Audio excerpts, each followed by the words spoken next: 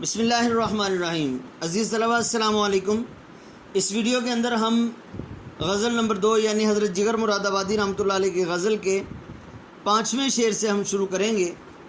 دیکھیں، مل کے بھی جو کبھی نہیں ملتا، ٹوٹ کر دل اسی سے ملتا ہے۔ بڑا ہی عجیب سا شعر ہے۔ مل کے بھی جو کبھی نہیں ملتا، ٹوٹ کر دل اسی سے ملتا ہے۔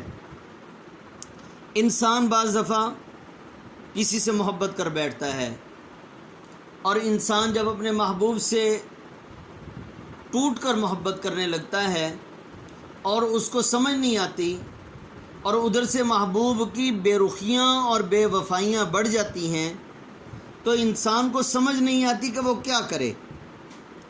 اب انسان کسی وقت چاہتا ہے کہ اس سے جان چھڑا لے، لیکن ہر وقت ہر پل اس کی یاد آتی رہتی ہے، اس کی یاد ستاتی ہے۔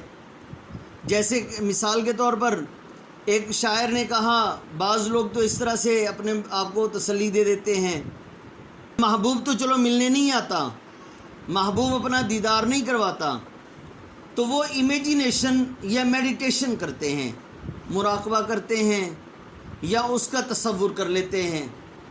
اور پھر شاعر اس موقع پر کہتے ہیں، دل میں جمائے بیٹھے ہیں تصویر یار، دل میں جمائے بیٹھے ہیں تصویر یار، جب کبھی گردن جھکائی دیکھ لی۔ اب محبوب کی تصویر دل میں بنائی ہوئی ہے، جمائی ہوئی ہے، بسائی ہوئی ہے۔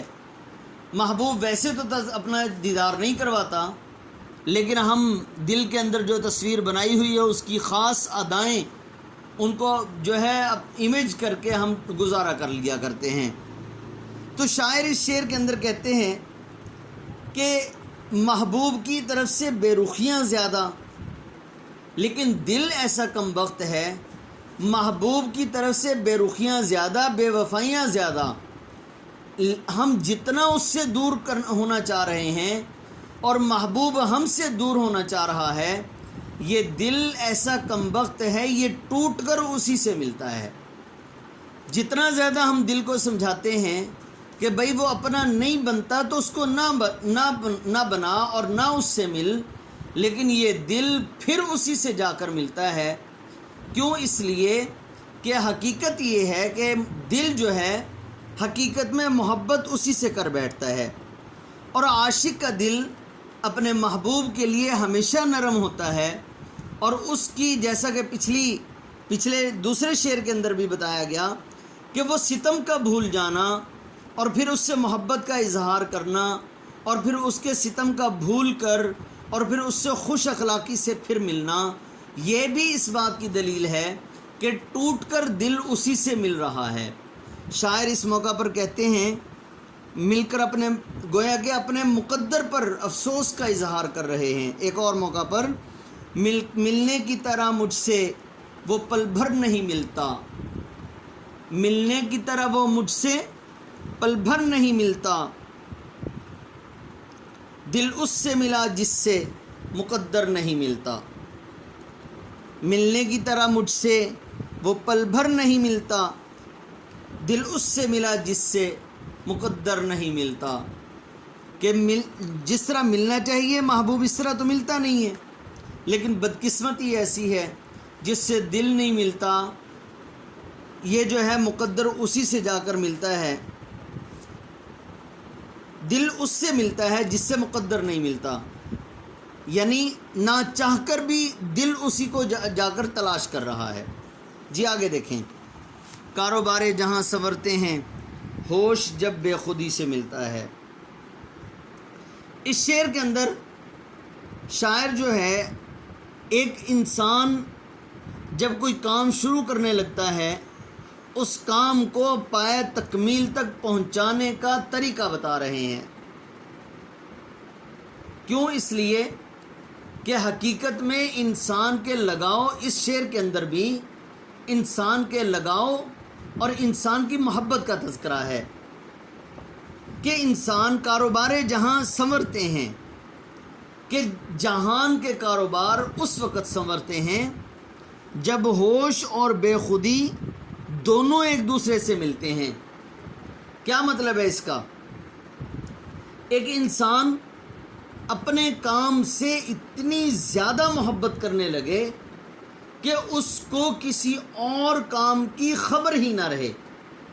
بعض دفعہ ہوتا ہے ایسا کہ انسان کام کرنے لگتا ہے، اتنا مگن اور مصروف ہو جاتا ہے، نہ اس کو کھانے کی فکر ہے، نہ اس کو پینے کی فکر ہے، نہ اس کو کسی خوشی کی فکر ہے، نہ اس کو کسی غم کی فکر ہے، بس محنت اور جستجو اور شوق اور لگن کے ساتھ اپنے کام میں ایسا مصروف ہے کہ دنیا اور دنیا میں جو کچھ ہو رہا ہے ان سب سے بے خبر ہو چکا ہے۔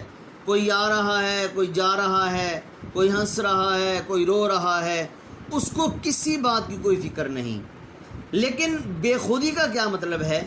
بے خودی کا مطلب یہ ہے کہ انسان اتنا بے خود ہو گیا، یعنی اتنا بے ہوش ہو گیا کہ جو ہے ادھر ادھر کی خبر نہیں۔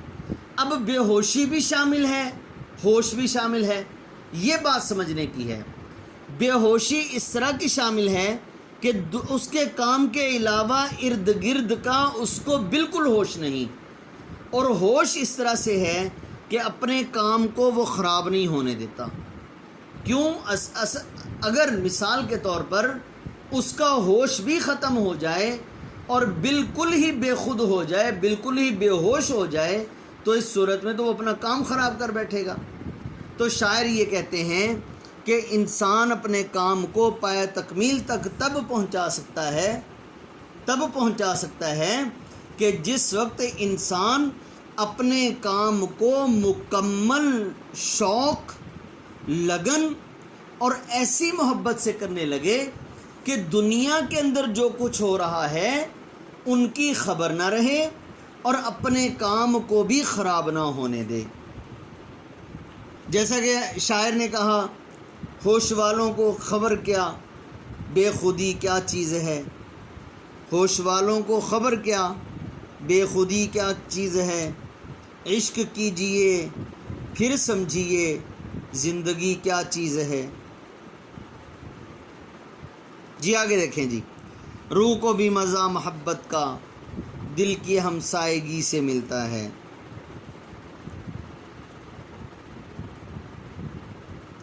اس شعر کے اندر شاعر محبت کی طاقت کو بیان کر رہے ہیں کہ روح کو محبت کی چاشنی، محبت کی تاثیر کس وقت نصیب ہوتی ہے۔ شاعر اس شعر کے اندر کہتے ہیں کہ روح کو بھی مزہ محبت کا دل کی ہمسائیگی سے ملتا ہے۔ گویا کہ شاعر اس شعر کے اندر یہ بتانا چاہ رہے ہیں کہ بعض انسان ایسے ہوتے ہیں کہ انسان جسمانی طور پر محبت کرتا ہے، روحانی طور پر محبت نہیں کرتا۔ ایسے انسان گویا کہ مطلبی اور مطلب پرست اور جو ہے وہ سیلفش ہوتے ہیں، خود غرض انسان ہوتے ہیں۔ اب اس لیے کہ انہوں نے جس انسان سے محبت کی ہے وہ محبت جو ہے حقیقی طور پر ان کے دل کے اندر نہیں۔ جب دل کے اندر ان کی محبت نہیں ہے تو ان کی روح کو مزہ نہیں آتا، طبیعت ہر وقت بے چین رہتی ہے۔ تو شاعر یہ بتانا چاہتے ہیں اس شعر کے اندر، اگر کسی انسان نے اپنی روح کو محبت کا مزہ چکھانا ہو تو اپنے دل کو ہمسائے کی طرح بنانا پڑے گا۔ جس طرح ہم دیکھتے ہیں کہ ہمسایہ اگر اچھا ہو تو انسان کی زندگی اچھی گزرتی ہے۔ اور ایک اللہ والے کے بارے میں آتا ہے کہ جب ایک آدمی، حضرت عبداللہ بن مبارک رحمۃ اللہ علیہ کے بارے میں، کہ ایک آدمی اپنا مکان بیچنے لگا۔ اب جب اپنا مکان بیچ کر جانے لگا تو اس نے جو اس وقت اس کے پرائز کا ٹرینڈ تھا، جو اس کے پرائز لگتے تھے عام روٹین میں اس جگہ کے، جو اس کی ویلیو تھی اس سے زیادہ 3-4 گنا زیادہ قیمت بتائی اس نے۔ لوگوں نے پوچھا بھائی تیرے مکان کی تو اتنی قیمت نہیں ہے، تو اتنی قیمت کیوں مانگ رہا ہے؟ کہنے لگا بے شک میرے مکان کی قیمت تھوڑی ہے، لیکن میں 3 گنا زیادہ قیمت اس لیے بتا رہا ہوں کہ میرے مکان کے قریب میرا ہمسایہ عبداللہ بن مبارک جیسی شخصیت ہے۔ یہ 3 گنا جو قیمت بتا رہا ہوں میں عبداللہ بن مبارک کی ہمسائیگی کی بتا رہا ہوں۔ کیوں؟ اس لیے کہ عبداللہ بن مبارک رحمۃ اللہ علیہ اپنے وقت کے بہت بڑے بزرگ بھی تھے، اور وہ ایسے انسان تھے کہ کسی انسان کو ذرہ برابر بھی تکلیف دینا گناہ کبیرہ سمجھتے تھے۔ ہر قسم کی تکلیف دینے سے وہ پاک تھے۔ تو اس طرح سے اگر انسان کا ہمسایہ اچھا نہ ہو، ہم دیکھتے ہیں روز لڑائی ہو اور روز جھگڑے ہوں اور روز گلی کے اندر شور ہو، روز محلے کے اندر شور ہو، تو انسان کی زندگی اجیرن ہو جاتی ہے، زندگی گزارنا مشکل ہو جاتا ہے، روز تماشا لگا رہتا ہے۔ تو اس طرح سے انسان جو ہے وہ محبت نہیں کر سکتا۔ تو اسی طرح شاعر کہتے ہیں کہ اگر روح کو مزہ پہنچانا ہے، محبت کا مزہ چکھانا ہے، تو ہمیں دل کے اندر صحیح محبت بٹھانی پڑے گی، اور روح اور دل کو ایک اچھا ہمسایہ بنانا پڑے گا۔ جب دل ہمسایہ اچھا بن گیا اور دل کے اندر محبت بھی خالص ہو گئی، تو پھر انسان کے جس سے بھی محبت کرے گا اور پھر اللہ کے لیے محبت کرے گا، تو پھر اس صورت میں انسان کی روح کو مزہ جو ہے وہ محبت کرنے کا مزہ بھی آئے گا، اور اس طرح سے انسان مطلبی اور خود غرض بھی شمار نہیں ہوتا۔ جیسے شاعر نے کہا، دل ٹوٹ بھی جائے تو محبت نہیں مٹتی، اس راہ میں لٹ کر بھی خسارہ نہیں ہوتا۔ دل ٹوٹ بھی جائے تو محبت نہیں مٹتی، اس راہ میں لٹ کر بھی خسارہ نہیں ہوتا۔ تو آپ نے اشعار کی تشریح، الفاظ کے معنی اور مصنف کا تعارف آپ نے اچھی طرح سے یاد کر لینا ہے۔ مشق انشاءاللہ اگلی ویڈیو کے اندر۔ السلام علیکم ورحمۃ اللہ وبرکاتہ۔